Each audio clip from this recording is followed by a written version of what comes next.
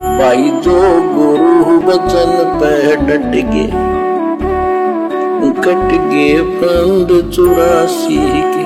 अब ये सारी बातें सुन के फिर धर्मदास जी ने क्या कहा। धर्मदास वचन, विष्णु पूर्ण परमात्मा हम जाना, जिंद निंदा कर हो नादाना। धर्मदास जी बोले विष्णु भगवान पूर्ण परमात्मा है, हमने अच्छी तरीके से जान रखा है। और हे जिंदा, तुम फालतू में नादानी में निंदा मत करो हमारे भगवानों की। जिंद निंदा कर हो नादाना, पाप शीस तो लागे भारी, तेरे सिर पर भारी पाप लगेगा। देवी देवतन को दे तो हो गारी, देवी देवताओं को भला बुरा कहते हो, गाली देते हो, उनको छोटा बताते हो।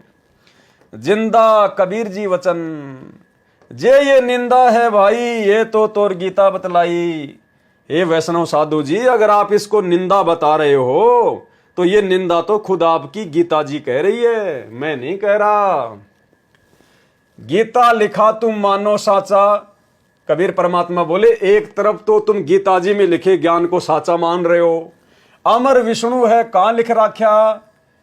अब इस गीता में कहां लिख रखा है कि विष्णु भगवान अजरो अमर है, अविनाशी है, कहां लिखा हुआ है।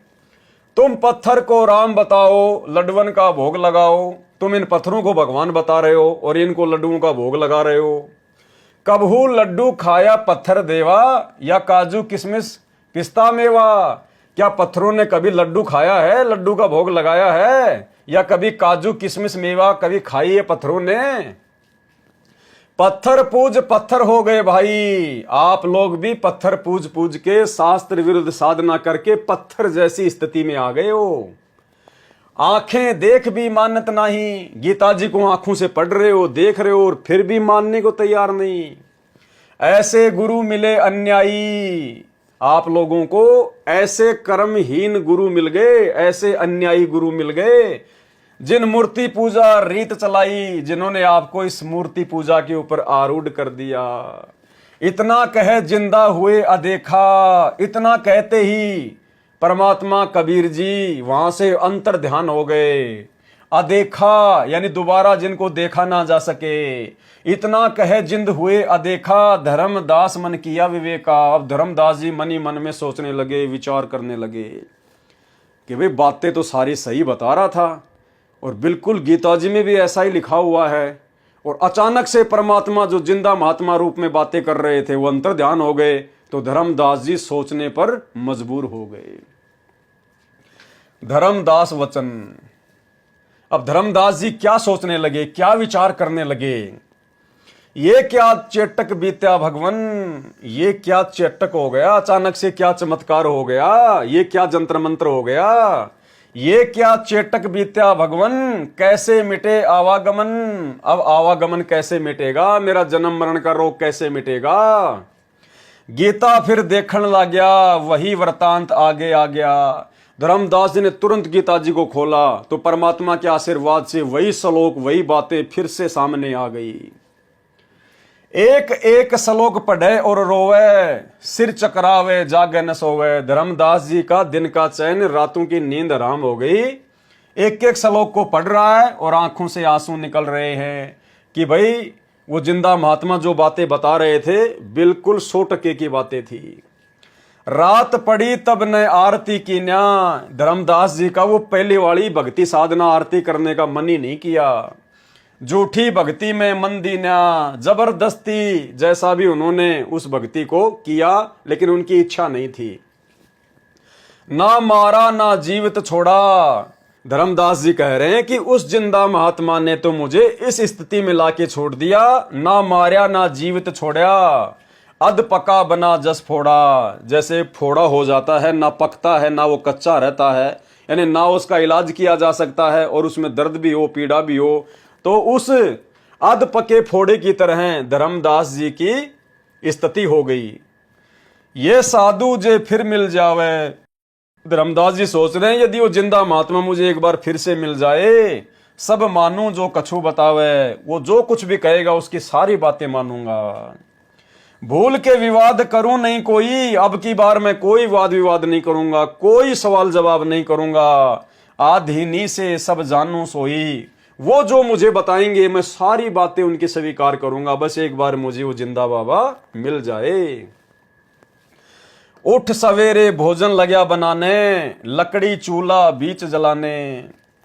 जब लकड़ी जलकर छोटी होई, पाछलो भाग में देखा अनर्थ जोई। लकड़ी का जो पिछला भाग था, क्योंकि सुबह सुबह उठ के अंधेरे में खाना बना रहा था, जब बाद में थोड़ा सा अंधेरा छटा, रोशनी हुई, और जब लकड़ी का पीछे वाला भाग देखा तो उसमें से लाखों चींटियां बाहर निकल रही थी मुंह में अंडे ले लेके। चटक चटक कर चींटी मरी है, अंडन सहित अगन में जरी है। धर्मदास ने देखा चटक चटक कर चींटियां मर रही हैं और अंडों सहित उस आग में जल के मर रही हैं, जल रही हैं। तुरंत आग बुझाई धर्मदासा, पाप देख भये उदासा।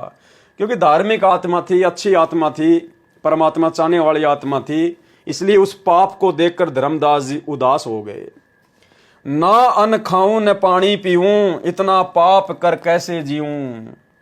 कराऊं भोजन संत कोई पावे, अपना पाप उतर सब जावे। कि ये भोजन आज मैं नहीं खाऊंगा, अगर कोई साधु संत महात्मा मिल जाएगा तो ये भोजन मैं उसको खिलाऊंगा, ताकि ये पाप जो चींटियां मर गई हैं मेरे सिर से उतर जाए।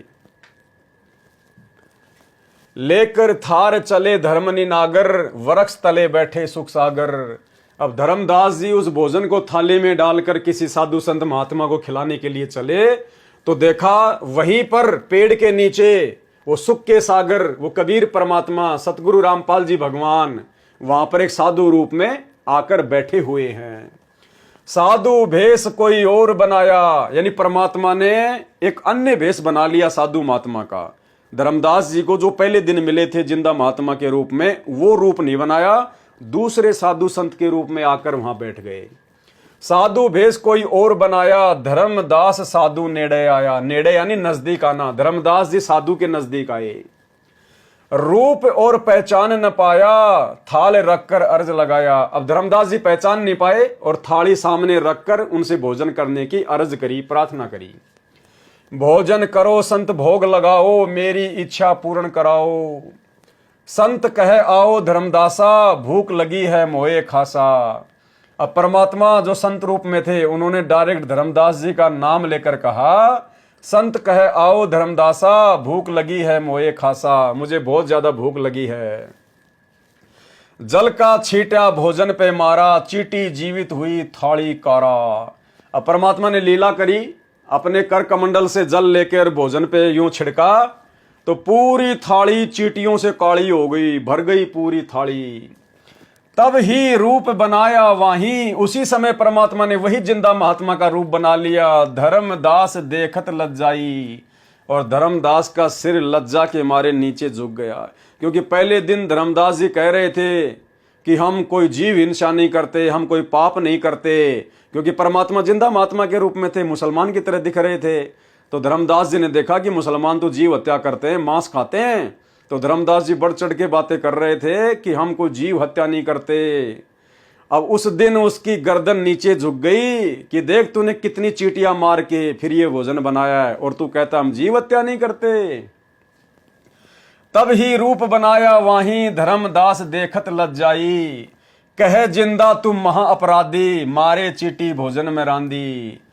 जिंदा महात्मा रूप में कबीर परमात्मा ने कहा कि भाई तू तो बड़ा अपराधी है, मारे चींटी भोजन में रांधी। तूने चींटियां मार मार कर तूने भोजन पकाया है। चरण पकड़ धर्म नहीं रोया, भूल में जीवन जिंदा में खोया। जो तुम कहो मैं मानो सभी, वाद विवाद अब नहीं करही। और कछु ज्ञान अगम सुनाओ, हे परमात्मा मुझे और आगे का ज्ञान सुनाओ। कहाँ वह संत वाका भेद बताओ। आप जिस संत की बात कर रहे थे ना, वो संत कहाँ मिलेगा, कैसे मिलेगा, मुझे उसके बारे में और बताओ। जिंद कबीर वचन, यानी जिंदा महात्मा के रूप में कबीर परमात्मा के वचन। हे वैष्णव तुम पिंड भरो और श्राद्ध कराओ। परमात्मा ने फिर वही गीता जी का ज्ञान छेड़ दिया कि हे वैष्णव साधु धर्मदास जी तुम पिंड भरते हो और श्राद्ध निकालते हो, गीता पाठ सदा चितलाओ और गीता जी को हमेशा ध्यान से पढ़ते हो। भूत पूजो बनोगे भूता, पितर पूजे पितर हुता। तुम्हारी गीता जी में लिखा है जो भूतों की पूजा करेगा, जो श्राद्ध निकालेगा वो भूत बनेगा। जो पितरों की पूजा करेगा वो पितर बनेगा, वो पितरलोक में जाएगा। देव पूज देवलोक जाओ, और देवताओं की पूजा करके देवताओं के लोक में जाओगे, वहां पे उनकी नौकरी करोगे, नौकर बनोगे, वहां के कोई गण बनोगे। मम पूजा से मोकू पाओ। और गीता जी में आप ही पढ़ रहे थे कि गीता बोलने वाला भगवान कह रहा है कि मेरी पूजा करोगे तो मुझे प्राप्त हो जाओगे। ये गीता में काल बतावे, जाकू तुम आपन इष्ट बतावे। ये धर्मदास जी गीता जी में ये काल कह रहा है कि भूत पूजोगे भूत बनोगे, पितर पूजोगे पितर बनोगे, देव पूजोगे देवताओं के लोक में जाओगे, और मेरी पूजा करोगे तो मुझे पाओगे। ये गीता में काल बतावे, जाकू तुम अपना इष्ट बतावे। ये तुम्हारा गीता ज्ञानदाता कह रहा है, जिसको तुम अपना इष्ट कह रहे थे अपना भगवान बताते हो। गीता अध्याय 9 श्लोक नंबर 25 का सारांश। इष्ट कह करे नहीं जैसे, जैसा तुम्हारा इष्ट कह रहा है वैसा तुम कर ही नहीं रहे। सेठ जी मुक्ति पाओ कैसे? फिर आप जी गीता पढ़ के कैसे जन्म मरण से मुक्ति पाओगे? जो गुरु बचन पे डट गे, कट गे फंद 84 के, कट गे फंद 84 के, कट गे फंद 84 के।